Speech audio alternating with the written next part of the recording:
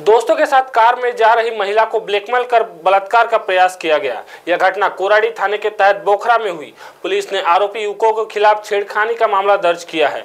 आरोपी शेख रफीक शेख रशीद ऑटोमोटिव चौक तथा आतिश गोकुल पाटिल कपिल नगर का है। पीड़ित 44 वर्षीय महिला IT कंपनी में कार्यरत है। उसकी 5 साल से एक युवक से दोस्ती है। सोमवार की रात 9:30 बजे महिला दोस्त को कार में छोड़ने के लिए जा रही थी।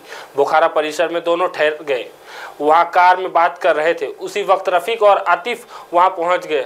वह महिला और उसके दोस्त को धमकाया और ब्लैकमेल कर जबरदस्ती करने लगे। आतिश ने महिला के दोस्त से पैंट उतारने को कहा, उसे महिला के साथ आपत्तिजनक अवस्था में खड़े होने को कहा।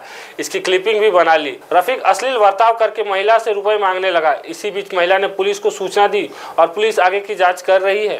पोलीस ठाणे हद्दी एक महिला आणि त्यांचे मित्र पर काही युवकांना जबरदस्ती करून खंडी मागण्याचा गुन्हा दाखल केला आहे। काय पुरी घटना होती काय सांग? 29 तारखेला रात्री 9:30च्या सुमारास एक महिला आणि तिचा मित्र हे एकत्र जे काम करतात IT मध्ये, त्या मुलाच्या तब्येत बरी नसल्याने त्याला ती घेऊन आली होती आणि त्या ठिकाणी ते कामासंबंधी चर्चा करत होते आणि रात्रीचा ज्या ठिकाणी ते थांबले होते त्या ठिकाणावरून जे आरोपी आहेत ते निघत जात होते आणि त्यांना वाटलं की हे गाडीमध्ये काहीतरी अश्लील कृत्य करत असं त्यांना डाऊट आला, म्हणून त्यांनी त्यांची गाडी च्या जवळ गेले आणि तुम्ही गाडीत काय करताय वगैरे असं बोलून त्यापैकी एकाने त्यांचा व्हिडिओ काढायचा प्रयत्न केला आणि दुसरा जो होता त्याने त्या महिलेसोबत हात वगैरे लावून अश्लील वर्तन केलेलं होतं।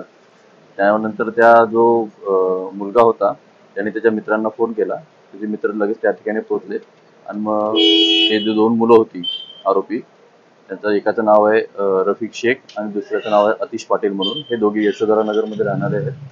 त्या दोघांनाही आणून पोलीस स्टेशनला हजर केलेलं आहे आणि त्यांना त्या महिलेच्या तक्रारीवरून गुन्हा दाखल केलेला आहे। सर, यामध्ये काही अश्लील व्हिडिओ काढून त्यांना व्हायरल करून आणि पैसे सुद्धाची मागणी केली आहे आणि जे आरोपी अटक आहे यापूर्वीचा काही रेकॉर्ड आहे का? नाही, आरोपींचं पूर्वीचं काही रेकॉर्ड नाहीये आणि पैशाची वगैरे मागणी नाहीये त्या ठिकाणी। फक्त त्या महिलेसोबत त्यांनी अश्लील वर्तन केलेलं होतं। आरोपी काय करणार? एक आरोपी आहे तो गिट्टी ड्रायव्हर आहे आणि एक दुसऱ्याचा गिट्टी वगैरे विकण्याचा बिझनेस आहे। महाराष्ट्र TV 24 के लिए ब्यूरो रिपोर्ट नागपुर।